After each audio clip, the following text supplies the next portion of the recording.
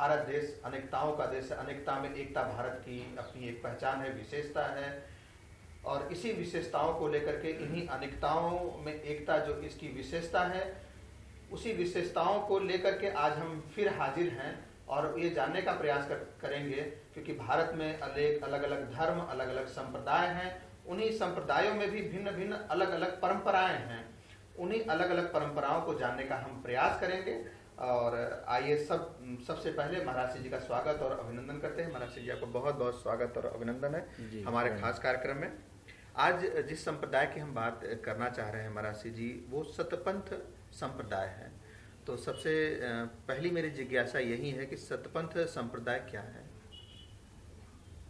सतपंथ संप्रदाय सनातन धर्म है।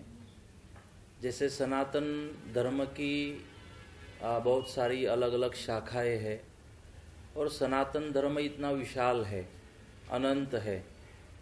तो उस सनातन धर्म को समझने का ही एक रास्ता एक सतपंथ है। जैसे अलग अलग परंपराएं हैं, तो सतपंथ की विचारधारा है कि सत्य ही धर्म का मूल है, सृष्टि का मूल है।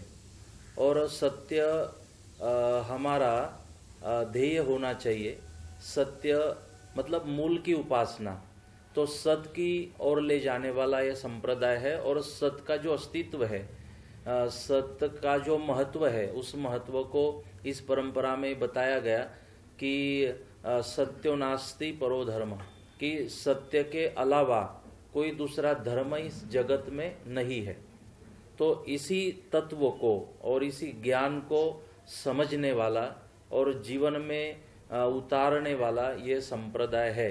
जैसे कि अलग अलग संप्रदाय हमारे इस भारत वर्ष की शोभा बढ़ाते हैं, तो इसी तरह का सतपंथ एक संप्रदाय है जो सनातन परंपरा और सनातन विचारधारा को मानता है। वेद, उपनिषद, महापुराण में सतपंथ की श्रद्धा रही है। और सतपंथ में जो सद्गुरु इमाम शाहजी महाराज है, जिन्होंने इस ज्ञान को बढ़ाने की कोशिश की, तो उन्होंने भी कहा कि वेद ने वाय के चालो, मतलब उन्होंने तो कहा कि हम वेदों के कहने पर चलते हैं तो जीवन है, और वेदों के अलावा अगर हम अपने मर्जी से जीवन को जीने की कोशिश करते हैं तो मृत्यु है।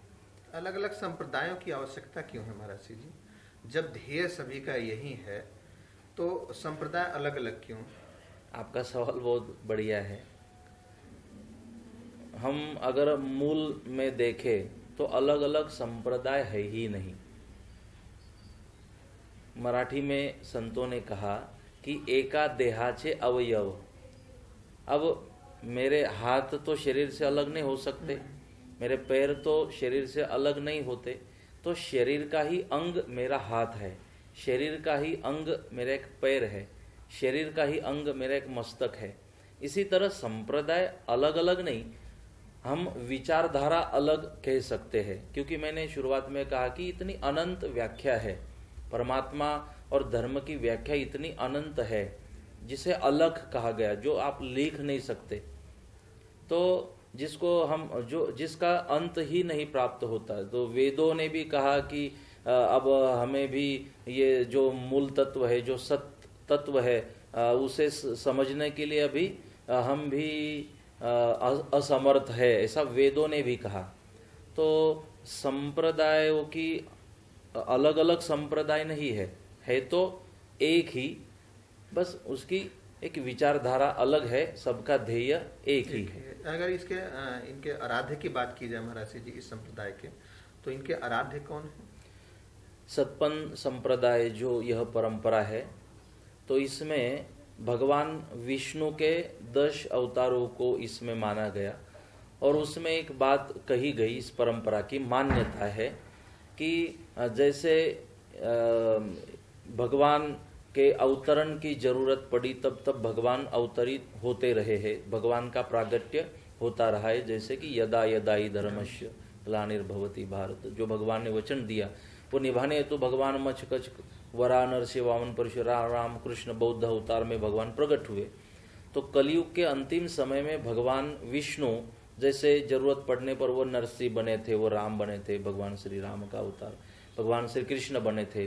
तो कलयुग के अंतिम समय में वही नरसिंह, वही जो राम बने, वही राम जो कृष्ण बने, वही कृष्ण अब कल की अवतार लेकर प्रकट होंगे 10वें अवतार में, अंतिम समय में। इस संप्रदाय में उसी कल की भगवान को कल के नाम से भी मानते हैं और उसी भगवान को निष्कलंक भगवान, निष्कलंकी नारायण भगवान नाम से जाने जाते हैं। और वही विष्णु भगवान के 10वें अवतार जो जिनका प्रागट्य भी बाकी है, शेष है, कलयुग के अंतिम समय में होगा, वो सतपंथ के आराध्य है। जिनकी सवारी घोड़ी की, हाँ, उनकी सवारी श्वेत अश्व की, सफेद एक घोड़ा उनकी सवारी होगी। और हनुमान जी जो चिरंजीवी है, वह हनुमान जी भी उनके साथ प्रकट होंगे और उनका छत्र लेकर भगवान विष्णु का, और उनके हाथ में एक ध्वजा होगी जो सफेद रंग की होगी। ऐसी मान्यता है सतपंथ में कि इतना कलंक बढ़ेगा और इसीलिए भगवान आकर उस कलंक को निष्कलंक करेंगे। इसीलिए निष्कलंक इस नाम से श्रद्धा रखते हैं सतपंथ में। है तो भगवान के 1000 नाम, जैसे कृष्ण के 1000 नाम है, तो भगवान विष्णु के सहस्र नाम है, तो भगवान को निष्कलंक इस नाम से कहा गया, कल के भगवान भी कहा जाता है। तो उनका श्वेत अश्व होगा, छत्र धारण करेंगे। हनुमान जी महाराज सफेद ध्वज होगी। सफेद ध्वज का मतलब इतनी अशांतता बढ़ेगी जातियों में, संप्रदायों में, अज्ञानता के कारण, द्वेष के कारण, कपट के कारण, एक दूसरे के खून के प्यासे सब बनेंगे, इतना मत्सर बढ़ेगा और ये इतना सब कुछ अशांति निर्माण होगी। तो शांति की स्थापना करने हेतु भगवान का अवतरण होगा और इसीलिए हनुमान जी महाराज सफेद, शांति का प्रतीक जो सफेद रंग है, उस ध्वजा को लेकर साथ में रहेंगे। महाराज जी, अगर कथाओं और प्रवचनों की बात करें, कथा व्यास और संतों महंतों की, साधुओं की बात करें जी, तो सभी लोग जो है शांति की स्थापना बनाए रखने के लिए शांति में लगे हुए हैं। तो जब सभी लोग अपने प्रयास इसमें लगे हुए हैं कि शांति की स्थापना हो, शांति बनी रहे, लोगों में सद्भाव बना रहे, तो अशांति कैसे पैदा होगी महाराज जी? कि भगवान को अवतार लेना पड़ेगा। क्योंकि जैसे आम का पेड़ होता है ना, आम के पेड़ पर मोहर तो बहुत आता है, लेकिन आम फल कुछ ही होते हैं, कुछ ही आते हैं। ऐसे है कि कई लोग शांति बनाए रखना चाहते हैं और उन्हीं की वजह से अशांति का निर्माण होता है कई बार। क्योंकि जो इस समय भी देखने को मिल रहा है महाराज जी। हाँ, इस समय भी देखने को मिल रहा है कि इसीलिए सब शांति चाहते हैं, अच्छी बात है, लेकिन जो एक सकारात्मक सोच है, जो इरादा सही होना चाहिए, अगर सही इरादे से हम धर्म करते हैं, हमारी सोच अगर सही है, अगर हम सचमुच इस देश में शांति, विश्व में शांति को देखना चाहते हैं, तो मुझे अपनी जिम्मेदारी तय करनी पड़ेगी कि मैं शांति को चाहता हूँ, लेकिन मैं ही अशांति का कारण तो नहीं बन रहा। कई शांति को प्रस्तापित करने वाले लोग हमने देखे कि वही कारण बने हुए कि जिनके कारण अशांति फैली हुई है। हम कहते हैं ना कि हमारा सूत्र है वसुधैव कुटुंबकम, लेकिन कहने से नहीं होगा, कहने से नहीं होगा, धारणा नहीं करते हैं। हमें यही कहना था कि कहना एक बात अलग है और उसी को जीना अलग बात है। हम कह रहे हैं, आपका जो सवाल था शांति चाहते हैं क्यों नहीं हो रही, हम बोल रहे हैं, जो बोलते हैं उसको जी नहीं पा रहे। हम जब इसी को जीने की कोशिश करेंगे, धर्म तो हमारी श्रद्धा आस्था का विषय है, लेकिन उस धर्म को हमने जीना चाहिए, वो धारण करना चाहिए धर्म को, तब जाके फिर मुझे कहने की जरूरत नहीं होगी कि हम शांति बनाए रखें। मैं खुद अगर उसके लिए कोशिश करूं।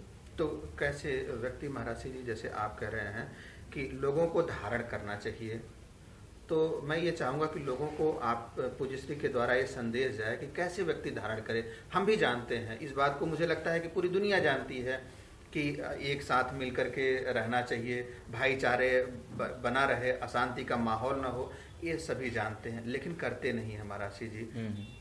करे कैसे, धारण कैसे करें महाराज जी, मैं ये संदेश चाहता हूँ। अगर हम समझते हैं इस राष्ट्र के ऊपर, भगवान के ऊपर, धर्म के ऊपर अगर हमारी श्रद्धा है, तो हमारी जिम्मेदारी बनती है कि मैं देश और राष्ट्र के विकास के लिए काम करूं और धर्म को आगे बढ़ाने के लिए काम करूं, शांति के लिए काम करूं। अगर मैं चाहता हूं तो मैं वो कर सकता हूं, चाहता हूं तो। जैसे कि आपको कोई बीमारी है तो आप दवा खाने से आप दवाई खरीदते हो, तो दवाई खरीदने से आपकी बीमारी ठीक नहीं होती, या आप खीसे में रखोगे तो बीमारी ठीक नहीं होती, या तो मंदिर में दवाई को रख दो और मंदिर में रखने के बाद दवाई की आरती करो, अगरबत्ती करो और फिर बीमारी ठीक हो जाएगी, ऐसे तो नहीं होगा, खाने से होगा। तो मैं मानता हूँ कि हम पोथियों की आरती पूजा में लगे पड़े हैं, हम भगवान की मूर्तियाँ प्रतिमा बनाकर आरती पूजा में लगे पड़े हैं, लेकिन क्या हमने कृष्ण ने जो कहा था वो किया? क्या हमने भगवान श्री राम ने जो कहा था वो किया? तो हम भगवान कृष्ण की आरती जरूर कर रहे हैं, लेकिन उसके कहे रास्ते पर नहीं चल रहे। भगवान श्री राम को हम आराध्य मानते हैं, लेकिन क्या उतना हमने सम्मान हमारे माँ बाप का किया जितना भगवान श्री राम किया करते थे? आज छत्रपति शिवाजी महाराज का हम सम्मान करते हैं, रोमांच आ जाता है जब उनका स्मरण होता है, लेकिन उनकी अपनी जो माँ थी, उस माँ के ऊपर जो उनकी श्रद्धा थी, आज क्या छत्रपति शिवाजी को जो मानते हैं वो अपनी माँ से इतना प्रेम करते हैं जितना छत्रपति शिवाजी करते थे? अगर मानते तो वृद्धाश्रम बनाने की आवश्यकता है। भारत की परंपरा ही नहीं है कि इसमें गौशाला बने और वृद्धाश्रम बने, और ये बहुत ही दुर्भाग्यपूर्ण बात है कि गाय माता के लिए गौशाला की जरूरत पड़ने लगी है, और हमारे वृद्धों के लिए, हमारे वडीलों के लिए, माँ बाप के लिए वृद्धाश्रम की जरूरत पड़ रही है। इसी का मतलब है कि हम आरती पूजा में मानते हैं, हम कृष्ण राम में मानते हैं, लेकिन राम कृष्ण की नहीं मानते। तो दर्शकों से मेरा यही आग्रह है कि जरूरी ये नहीं है कि आप राम को मानिए, आप कृष्ण को मानिए, आप शिवाजी को मानिए, आप मानिए, आपकी जहाँ पर श्रद्धा है, जहाँ पर आस्था है, उन सभी को मानिए, लेकिन उनके जीवन को केवल मानिए नहीं, उनको अपने जीवन में उतारने का भी प्रयास करिए। मैं नहीं कह रहा हूँ कि आप पूरी तरीके से उतार लीजिए, लेकिन अगर आप प्रयास करेंगे तो निश्चित रूप से कुछ न कुछ सफलता जरूर मिलेगी। महाराज जी का जैसा कहना है कि पूजा पाठ आप करिए, आरती उतारिए, ग्रंथ को आप सम्मान करिए, हर एक दूसरे धर्म का पालन करिए, उसमें कहीं कोई दिक्कत नहीं है, लेकिन महत्वपूर्ण वो नहीं है, उससे ज्यादा ये जरूरी होता है कि आप उसको अपने जीवन में धारण करिए। जैसे मैं बोल रहा हूँ, बोलना भी बड़ा आसान है, लेकिन इससे भी आसान होता है करना। जिस दिन आप करना शुरू कर देंगे उस दिन इस बोलने से भी आसान हो जाएगा। महाराज जी, मेरा अगली जिज्ञासा ये है कि अभी आपने भगवान राम का जिक्र किया, आप अखिल भारतीय संत समिति के राष्ट्रीय कोषाध्यक्ष भी हैं, तो राम मंदिर निर्माण पर क्या योजना है? क्योंकि मंदिर निर्माण में तो अर्थ की कोई दिक्कत नहीं, पूरा देश लगा हुआ है जी। लेकिन एक कोषाध्यक्ष आप हैं, तो आपकी योजना क्या है? ये जो करोड़ों हिंदुओं की आस्था का विषय था, तो सतपंथ संप्रदाय की ओर से मुझे जिम्मेदारी दी गई थी, जिसके चलते मैं संत समिति से जुड़ा। संत समिति ने मुझे कोषाध्यक्ष का पद भी दिया, और उन जिम्मेदारियों को निभाते हुए जब ये सारी बातें चल रही थी, तो संत समिति की ओर से आंदोलन खड़ा किया गया, और संत समिति की ओर से संपूर्ण भारत में जो संप्रदाय है वो सभी संप्रदायों का संगठन संत समिति है।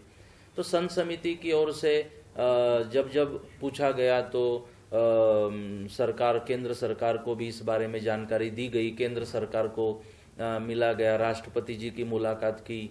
इसका नेतृत्व पूरा हमारे जगत गुरु रामानंदाचार्य स्वामी हंसदेवाचार्य जी महाराज ने किया। ताल कटोरा, अगर आपको याद हो, वहाँ धर्मादेश हुआ था, सभा हुई थी, भारतवर्ष के सभी हमारे अखाड़ों के, समिति के सभी आचार्य, हमारे संप्रदायों के पदाधिकारी वहाँ उपस्थित थे और वह धर्मादेश पढ़ा गया था और सारे संतों की ओर से आह्वान किया गया था कि राम मंदिर का जल्द से जल्द निर्माण श्री अयोध्या में होना चाहिए। तो उस आंदोलन में मैं भी थोड़ा हिस्सा रहा। एक आपकी पूरी हिस्सेदारी थी, बहुत बढ़ चढ़ के गिलिहरी की तरह मैंने कोशिश की कि अपनी भी सेवा उसमें हो। तालकटोरा में जो सभा थी उसका मन संचालन जगत गुरु जी की आज्ञा से मैंने किया था। उसमें भी हमने कोशिश की और अभी भी जब न्यायालय ने, उच्चतम न्यायालय ने ये निर्णय दिया कि वहाँ ही राम मंदिर बनेगा भगवान का, तो हमने उनका अभिनंदन भी किया, उसकी हमारी सभा भी हुई।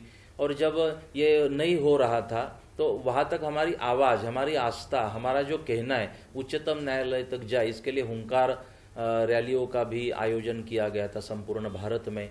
उस आंदोलन से वैसे तो मैं बहुत एक छोटा कार्य करता हूँ, बड़े सभी हमारे जो वरिष्ठ संत है सभी ने उसमें योगदान दिया।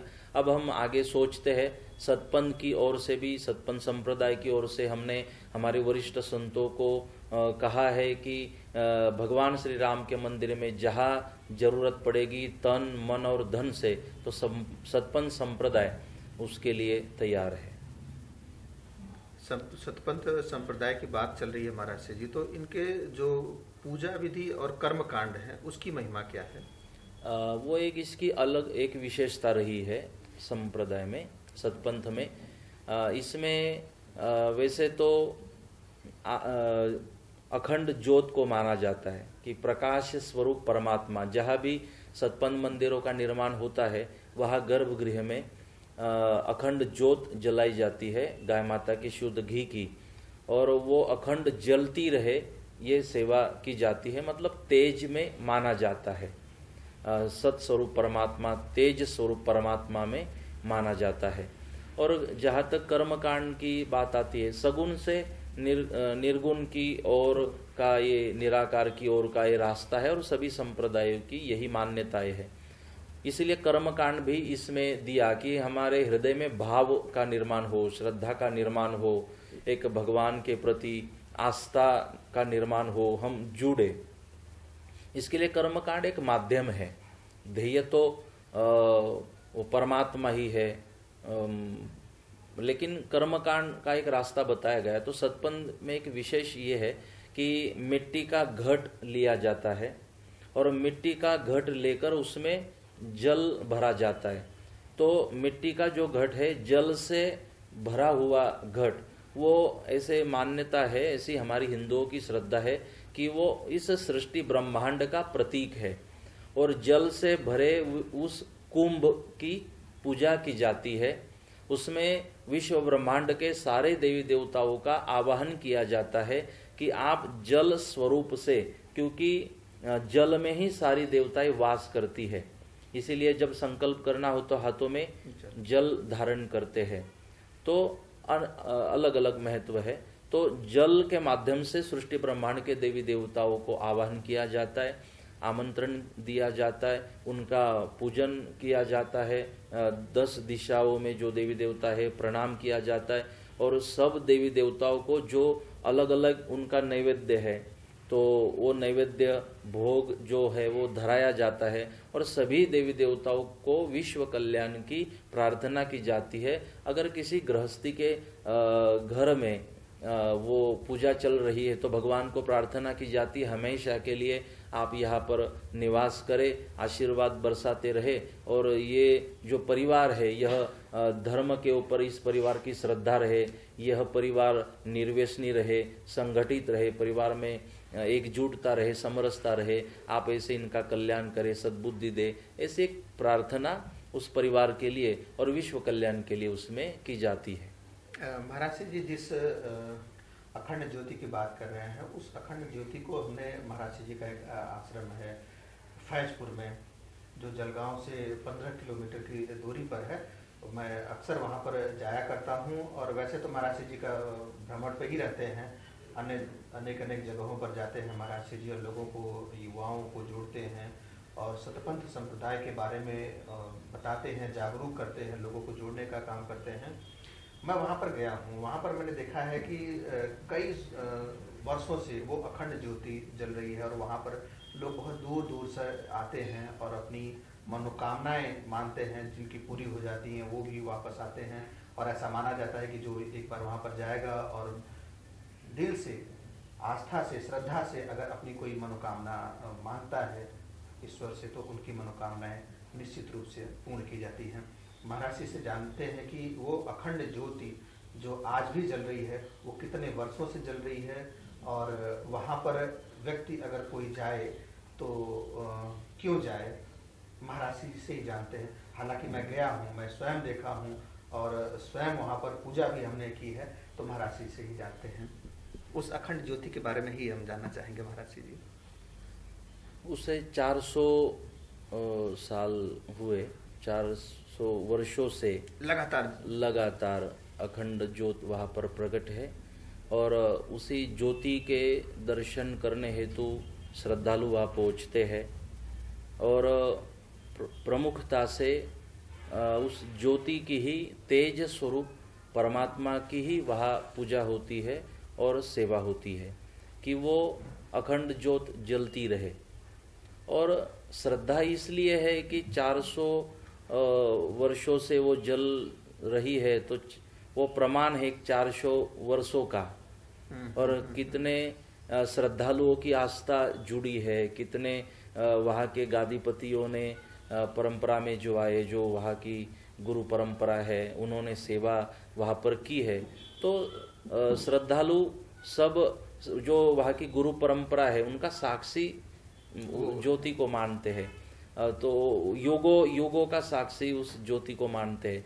वैसे तो सतपंथ का हमारा जो आराध्य स्थान है अहमदाबाद के बाजू में प्रेरणापीठ पिराना, मैं दिशा चैनल को निमंत्रण भी देता हूँ कि वहाँ आप प्रेरणापीठ आकर वहाँ के दर्शन करें, और अपने दिशा के जो दर्शक है, दिशा के दर्शकों को भी प्रेरणापीठ पिराना एक अद्भुत भूमि है। आपको जानकारी आपको भी मिलेगी, तो आपको भी आनंद होगा और दर्शकों को भी आप आनंद दे पाएंगे। मैं इस निमंत्रण को सहर्ष स्वीकार करता हूं दिशा चैनल की ओर से महाराज जी, और उम्मीद करता हूं कि जल्दी ही हम वहां पर जाएंगे और दर्शकों को वहां के बारे में बताने का प्रयास करेंगे। जी, ये महाराज जी, जो अगली मेरी जिज्ञासा है, आज सबसे बड़ी देश की समस्या है, चूंकि देश का जो निर्माता होता है, आगे जो पीढ़ी होती है, वो युवा होता है। आज युवा कहीं ना कहीं भटक रहा है, भटक गया है। तो उन युवाओं को जोड़ने के लिए आपका जो सतपंथ संप्रदाय है वो क्या कर रहा है, उसकी योजना क्या है? जी, अगर आज सबसे जरूरी कार्य होगा तो युवाओं का कार्य है कि हमारे युवाओं के ऊपर अलग अलग आक्रमण हो रहे हैं। मैं तो कहूँगा कि बहुत साजिश के साथ और ये सारी कोशिशें हो रही है। भारतीय युवाओं को आलसी बनाने की कोशिश हो रही है, उनको भटकाने की कोशिश हो रही है। उनकी बुद्धि में जातियों के बारे में जहर घोला जा रहा है, संप्रदायों के बारे में जहर घोला जा रहा है, धार्मिकता के बारे में जहर घोला जा रहा है। तो बहुत ही ये चिंता की बात है। इसके ऊपर हमने चिंता की। हम प्रेरणापीठ पिराना, जहाँ का मैं परिचय दे रहा था, हमारे सतपंथ संप्रदाय के सभी संत महात्मा की धर्म परिषद होती है, उसमें हम इस बात को लेकर बैठे थे।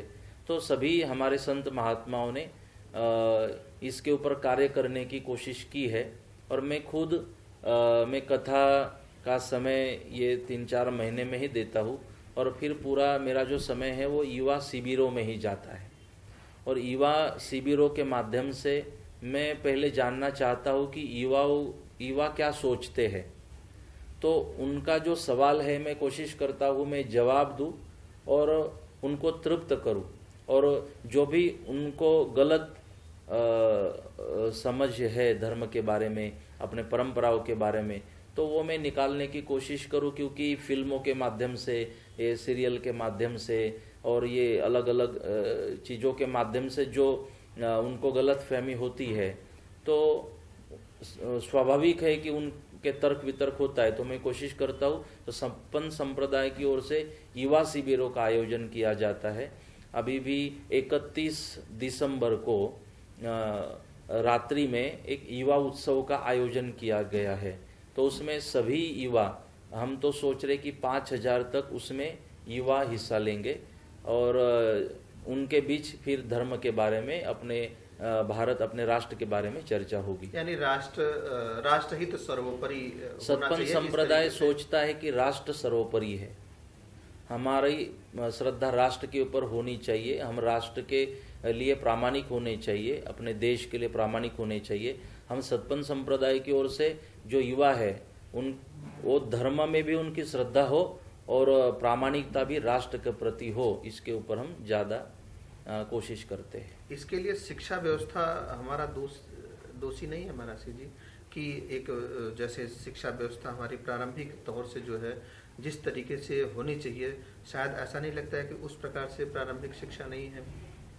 जैसे एक युवा है, उसको उसकी जिज्ञासाएं जो होती हैं कि हमारे धर्म में ये आरती क्यों की जाती है, घंटी क्यों बजाई जाती है, एक चंदन क्यों लगाया जाता है, शिखा क्यों रखी जाती है, इन तमाम जिज्ञासाओं को वो बताने के लिए, समझाने के लिए उसके अंदर जो एक क्यूरियोसिटी होती है वो समाधान उसको नहीं मिल पाता है।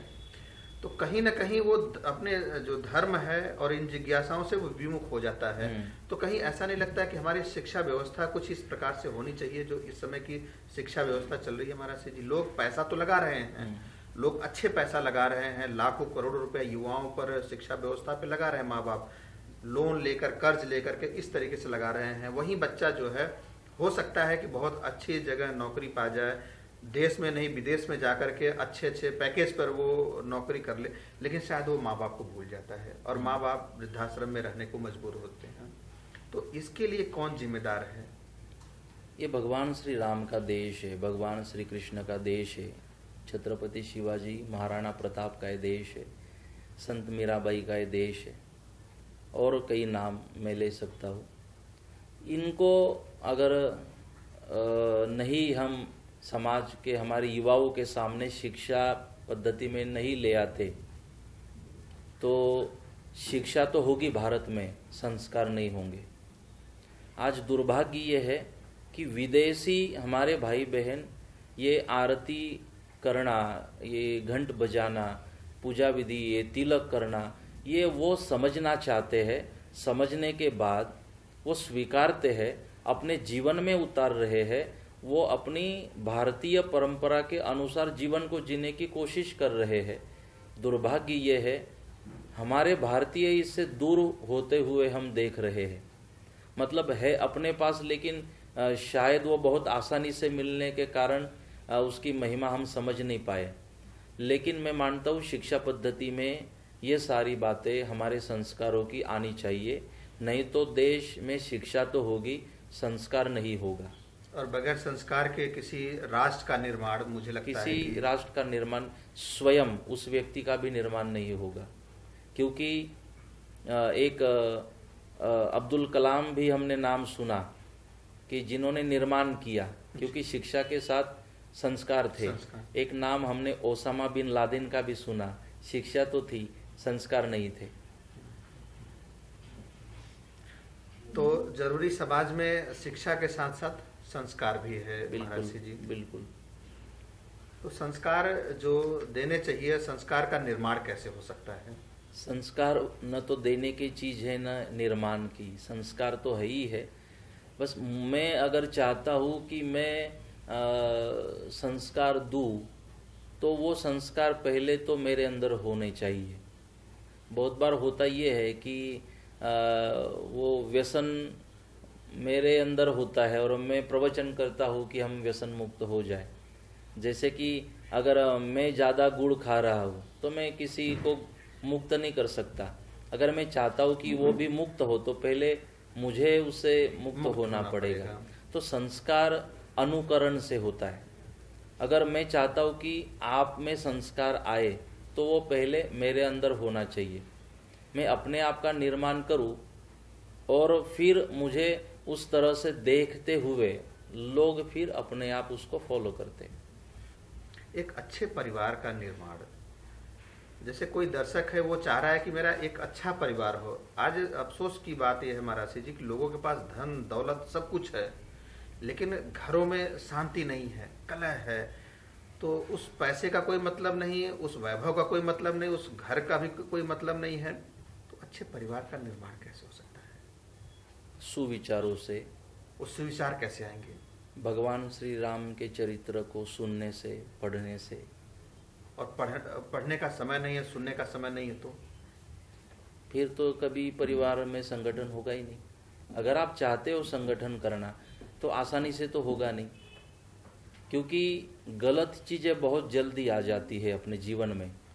लेकिन जो अच्छी चीज़ें है जो परिवार में या तो हमारे जीवन में आनी चाहिए, उसको तो आपको प्राप्त करना होगा। दुर्गंध होती है वो दूर से आती है, लेकिन सुगंध के लिए आपको नाक के पास आपको सुगंध फूल ले जाना पड़ता है, तब सुगंध आती है। ऐसा है। तो इसीलिए हमारे जो चरित्र है, हमारे देश का जिन्होंने निर्माण किया, आज हमारे देश को बहुत आस्था से देखा जाता है सारे विश्व में, तो जिनका इसमें सहयोग योगदान रहा है, ऐसा चरित्र हमारे भारत के पास है, भगवान श्री राम के जैसा, श्री कृष्ण के जैसा। तो इन चरित्र को बच्चों के सामने रखा जाए, परिवार के सामने रखा जाए, परिवार इसके लिए चिंतन करे। जैसे भगवान श्री राम का चरित्र सिखाता है कि हम कैसे जिए, और भगवत गीता हमारा श्रीमद् भागवत हमें सिखाता है कि कैसे हम मृत्यु को प्राप्त करें। तो जीवन की सारी शैली हमें इस चरित्रों में दिखाई देती है, लेकिन आज वो चरित्र गायब हो चुके हैं। आज हमारी, और वो चरित्र होगा ना तो हमारी संकुचितता खत्म होगी। वो चरित्र होगा तो स्वार्थ, 14 वर्षों तक राज सिंहासन खाली पड़ा रहा, लेकिन भरत राजगादी पर नहीं बैठे, तो स्वार्थ नहीं है। तो आज वो चरित्र, अगर ये स्वार्थ खत्म हो जाता है, ये कपट खत्म हो जाता है, ये ईर्ष्या खत्म हो जाती है, जो हम औरों को देखकर अपने जीवन को जीने की कोशिश करते, ये अगर समाप्त हो जाता है, हम तृप्त हो जाते, हम समाधानी हो जाते, तो मैं मानता हूँ एक अच्छे परिवार का निर्माण हो सकता है। क्योंकि आज परिवार में संख्या तो बढ़ने लगी है, लेकिन उसमें प्रेम कितना है वो चिंता की बात है। घर मजबूत बन रहे हैं, लेकिन मन नाजुक हो रहे हैं, संकुचितता बढ़ रही है। तो जब हम एक दूसरे से बगैर स्वार्थ से प्रेम करेंगे, एक दूसरे का सम्मान करेंगे, एक दूसरे को समझने की कोशिश करेंगे। आज हम बोलते ज़्यादा, सुनते कम हैं। एक सूत्र आपको दे दूँ, फिर मैं विश्राम दूँ अपने वाणी को, कि अच्छे परिवार का निर्माण न होने का कारण ये है कि जो मेरा है वही सत्य है, यह सब लोग पकड़ के बैठते हैं। लेकिन होना ये चाहिए अच्छे परिवार के निर्माण के लिए, जो सत्य है वो मेरा है। ये तो परिवार की आपने बात की। अगर एक व्यक्ति की बात करूं, एक बालक की बात करूं जी, तो गर्भावस्था से ध्यान रखने की संस्कार के लिए जरूरी है क्या हमारा? बिल्कुल। हमारे इसमें 16 संस्कार बताए गए। तो गर्भ भी एक संस्कार है, गर्भ संस्कार भी 16 संस्कार में एक आता है। उसमें क्या करना चाहिए? और हमारे यहाँ से तो देखो, अगर हम अच्छे राष्ट्र का निर्माण करना चाहते हैं तो गर्भ संस्कार से उसकी शुरुआत होती है। व्यक्ति निर्माण की शुरुआत, एक अच्छे चरित्र के निर्माण की शुरुआत। क्योंकि हमें संतान को जन्म देना अच्छी बात है, लेकिन वो संतान कोई वीर हो, कोई शूरवीर हो, कोई वो दाता हो, कोई एक भगत हो, एक देश के लिए, धर्म के लिए वो काम आए, ऐसे संस्कार उसके अंदर हो। तो उसकी शुरुआत गर्भ से होती है। शादी के बाद ही किस तरह से आपने एक दूसरे से व्यवहार करना है, कौन सी पवित्रता को रखते हुए, कौन से समय में, और किस तरह से, कौन से विचारों के द्वारा आपने बीजारोपण करना है पति पत्नी ने, वहां से गर्भ संस्कार की शुरुआत होती है। जब बीजारोपण, हमारे शास्त्रों में यह सब कुछ है, तो बीजारोपण के बाद जैसे पता चलता है कि बीजारोपण हुआ, तभी से वो जो माता है, कितना बड़ा अधिकार प्रकृति ने उस माता को दिया। तो उस माता को जिम्मेदारी के साथ जो बीज है उस बीज को संस्कार देने की कोशिश तब से करनी चाहिए कि अच्छे विचारों को रखना। जैसे कि अनेक चर्चाएं आती, अभिमन्यु की चर्चा आती है जब गर्भावस्था में थे, तो छत्रपति शिवाजी महाराज की चर्चा आती है कि जब वो गर्भावस्था में थे तब से आई जीजाई जो थी वो कहती थी कि आपको शूरवीर बनना है, हाथों में तलवार धारण करना है, शत्रुओं का विनाश करना है और स्वतंत्रता प्राप्त करनी है।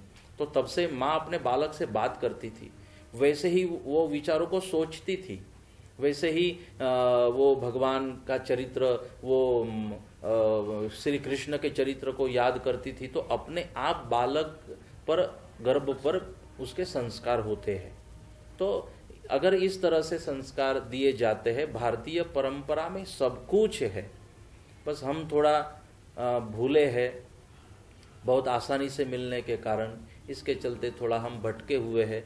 नहीं तो भारत की जो संस्कृति और भारत की जो परंपराएं है विश्व में, उसके लिए कोई पर्याय नहीं है। और मुझे लगता है कि विश्व के लोग जो, जैसा कि महाराज जी आपने बताया कि लोग स्वीकार कर रहे हैं हमारी परंपरा को, हम थोड़ा सा उससे जो है दूर होते जा रहे हैं। भारतीय परंपरा के बारे में जितने सवाल मुझे, जब मैं यूके यूएस जाता हूँ, अमेरिका, वहाँ पूछे जाते हैं, वहाँ के वाइट पीपल, वहाँ के लोग, उतने अपने यहाँ नहीं पूछे जाते। वहाँ की एक जिज्ञासा होती है समझने की और जानने की, और सबसे महत्वपूर्ण बात होती है महाराज जी कि वो केवल जानने तक की जिज्ञासा उनकी नहीं होती है, उसको धारण भी वो करते हैं। तो दर्शकों से भी मैं यही कहूँगा कि जो चीज़ें आप जानते हैं अपने धर्म शास्त्र के बारे में, वेद के बारे में, उसे जानना ही महत्वपूर्ण नहीं है, उसको अपने जीवन में धारण करना उससे ज़्यादा महत्वपूर्ण है। महाराज जी ने आज आप सभी के लिए इतनी अच्छी अच्छी जानकारियाँ दी, और मुझे तो लगता है कि हम और भी महाराज जी से जाने। तो आज के लिए बस इतना ही, अब हमें दीजिए इजाज़त। महाराज जी ने इतना समय दिया, महाराज जी आपका बहुत बहुत धन्यवाद, आभार जी, प्रणाम।